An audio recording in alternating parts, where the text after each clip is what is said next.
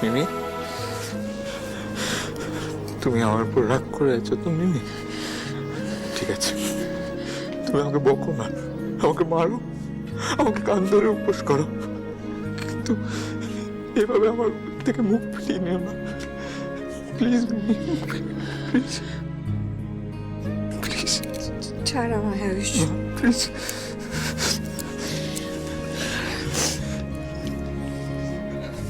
নাটক শিখেছিস তুই অনেক, আমি লক্ষ্য করছি কয়েকদিন ধরে খুব ভালো নাটক করছিস তুই, আর কার থেকে শিখেছিস সেটাও আমি বুঝতে পারছি। ঠিক আছে, অসুবিধা নেই তো, থাক। এইসব প্রণাম করে এইসব ফেক জিনিসপত্র আমার আর ভালো লাগছে না, আমি একটু রুমে যেতে চাই, আমাকে ক্ষমা কর। আয়ুষ, তো যাদের আশীর্বাদের দরকার ছিল তাদের আশীর্বাদ তুই পেয়ে গেছিস। আচ্ছা, কি হচ্ছেটা কি রাহুল? বাচ্চাগুলোর উপর তোদের এত কিসের রাগ বলবি? দিদি এসো। মিমি আমার কথাটা শোনো, মিমি আমার কথা।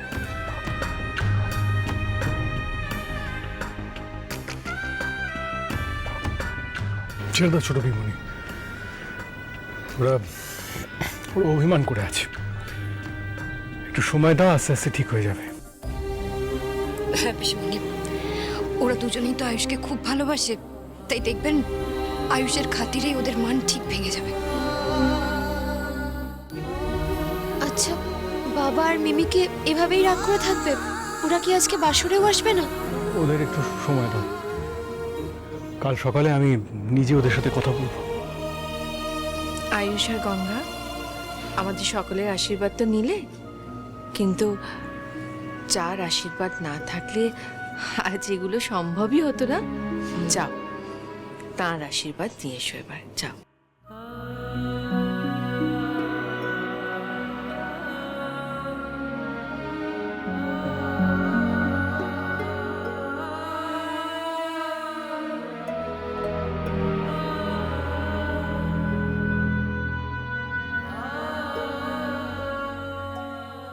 আমি হয়তো আপনার যোগ্য উত্তরসূরি নই খুড়িমা, যেভাবে আপনি সবসময় ঢাল হয়ে পরিবারের পাশে থাকতেন, যে কোনো বিপদে ঝাঁপিয়ে পড়তেন, সবার মুখ ফুটে কিছু বলার আগে তাদের মনের কথা বুঝে যেতেন, তেমনটা আমি পারবো কিনা আমি সত্যিই জানি না। কিন্তু বিশ্বাস করুন, আমি মন থেকে সবটা আপনার মতো পারতে চাই, আমি সত্যি আপনার মতো হতে চাই খুড়িমা। আশীর্বাদ করবেন আমি যেন এই পরিবারের সুখে দুঃখে সবসময় তাদের পাশে থাকতে পারি।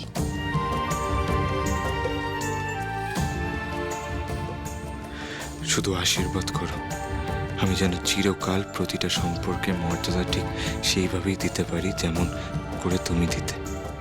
নিজের ভালোবাসাকে অবিশ্বাস করার মতন ভুল যেন আর কখনো না করে ফেলি। গঙ্গার অভিমান যেন ভাঙাতে পারি। তুমি হেল্প করো মা, আমার হেল্প করো।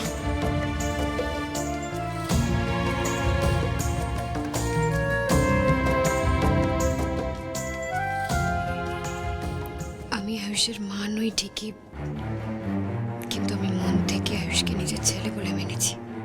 আমি ওর জন্য সবকিছু করতে পারি, করি, সব সীমা পেরিয়ে যেতে পারি। তোমার জুতোয় পা গলিয়ে আমি যে দায়িত্ব নিজের কাঁধে তুলে নিয়েছি, তুমি দেখো আমি যেন সেটা ঠিক মতো পালন করতে পারি। যে কটা দিন এ বাড়িতে আছি সবাইকে যেন আগলে রাখতে পারি ঠিক তোমার মতন করে।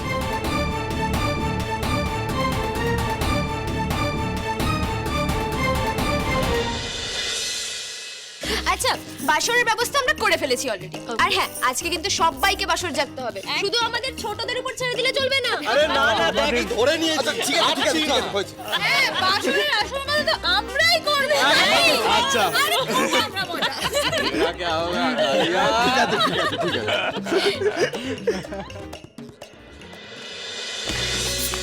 বরকনে বাসরে বসে গেছে, শিগগিরই এদিকে এসো, একটা টিম মিটিং করতে হবে। আজকে বাসরে কি কি হবে ফটাফট ডিসাইড করে নেব।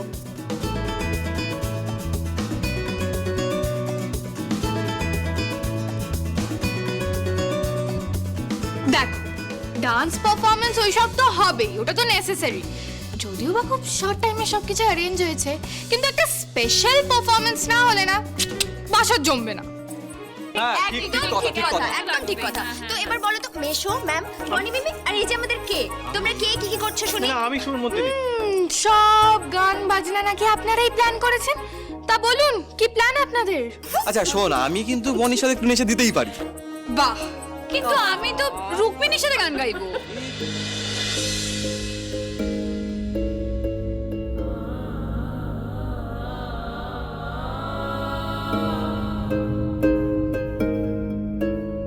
আপনি এখনো আমার উপর রেগে আছেন না গঙ্গা? আমি স্বীকার করছি, আমি অনেক বড় ভুল করে ফেলেছি। আমাকে ক্ষমা করে দিন। আমি হাত জোড় করছি, কান ধরছি গঙ্গা। আমি এরম ভুল আর কোনোদিনও করবো না। আপনার পায়ে পড়ছি। বাবু কি করছেনটা কি? যেটা করা উচিত সেটাই করছি। আর এটা তো সত্যি যে আমি আপনাকে অবিশ্বাস করে দুনিয়ার সব থেকে বড় ভুল করেছি। যেখানে আমাকে আপনার পাশে থাকা উচিত ছিল, আপনাকে সাপোর্ট করা উচিত ছিল, সেখানে আমি অভিমান করে আপনাকে দূরে সরিয়ে দিয়েছি। গাধার মতন একটা ছবি দেখে আপনাকে ডাউট করেছি। এটা শুধু ভুল নয় গঙ্গা, এটা অনেক বড় অন্যায়। কিন্তু এটাও তো ঠিক যে আমি নিজের ভুলটা রিয়েলাইজ করে আপনার কাছে ছুটে গেছি, কারণ আমি আপনাকে সব থেকে বেশি ভালোবাসি, পাগলের মতন ভালোবাসি। আপনাকে ছাড়া আমি থাকতে পারবো না, বাঁচতে পারবো না।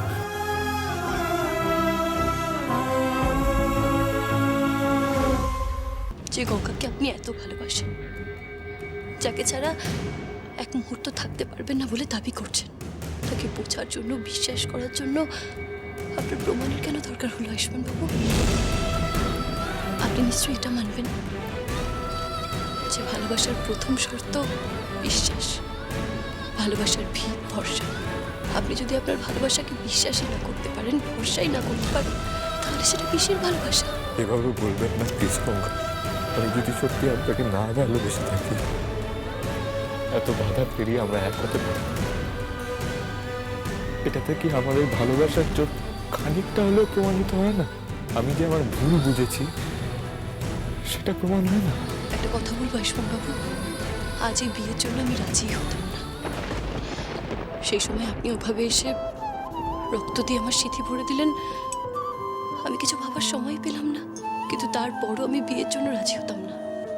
শুধু স্যার আর ম্যামের মুখের দিকে তাকিয়ে আমি ওদের না করতে পারিনি, তাই বিনা প্রশ্নে মণ্ডপে গিয়ে বসে পড়েছিলাম। কিন্তু তাতে আমার আত্মসম্মান, আমার আত্মমর্যাদায় যে আঘাত লেগেছে সেটা আমি ভুলতে পারিনি, আর না ভুলতে পারবো। জানেন আয়ুষ্মান বাবু, স্যার আর ম্যাম যখন আমার বিয়ের সময় এসেছিলেন, এক মুহূর্তের জন্য না আমার চারিদিকের অন্ধকার কেটে গেল। আমি আশার আলো দেখতে পেয়েছিলাম। আমার মনে হয়েছিল আপনি বুঝি ওদের সাথে এসেছেন, কিন্তু সেটা হয়নি। সেখানে আমি জানতে পারলাম আপনি ত্রিধাকে বিয়ে করার জন্য রাজি হয়ে গেছেন। একদিকে আমার জীবন মিথ্যে কলঙ্কের বোঝায় শেষ হয়ে যাচ্ছিল, আর ওদিকে আপনি ত্রিধার সাথে নিজের নতুন জীবন শুরু করতে যাচ্ছিলেন। আমি মানছি গঙ্গা, আমি ভুল করেছি, কিন্তু আমার কাছে আর কোনো উপায় ছিল না। মিমি আর যে আমাকে এত জোর করলো, আমি মিমির কথা ফেলতে পারিনি। আমি কনফিউজ হয়ে গেছিলাম। প্লিজ আয়ুষ্মান বাবু, নিজের দোষ অন্যের উপর চাপিয়ে আর কোনো লাভ নেই। আমি হয়তো আপনার মনে বিশ্বাস ভরসা করে তুলতে পারিনি। এটা হয়তো আমারই ব্যর্থতা। আমারই হয়তো ভালোবাসা সেরকম জোর ছিল। তাই ভবিষ্যতেও যদি আমায় কাট করায় দাঁড় করানো হয়, আপনি হয়তো সেদিনও আমার সেদিন আমি আপনার পাশেই থাকবো, আপনার সাথে থাকবো। এক মুহূর্তের জন্য আপনাকে অবিশ্বাস করে দূরে সরিয়ে দেব না, আর না আপনাকে সরতে দেব। প্রমিস করলাম।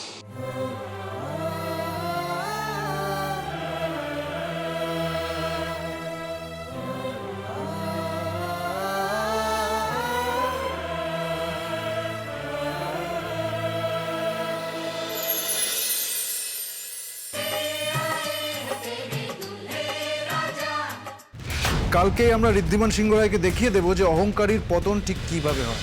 तेरे घर आया मैं आया तुझको लेने दिल के बदले में दिल का नजराना देने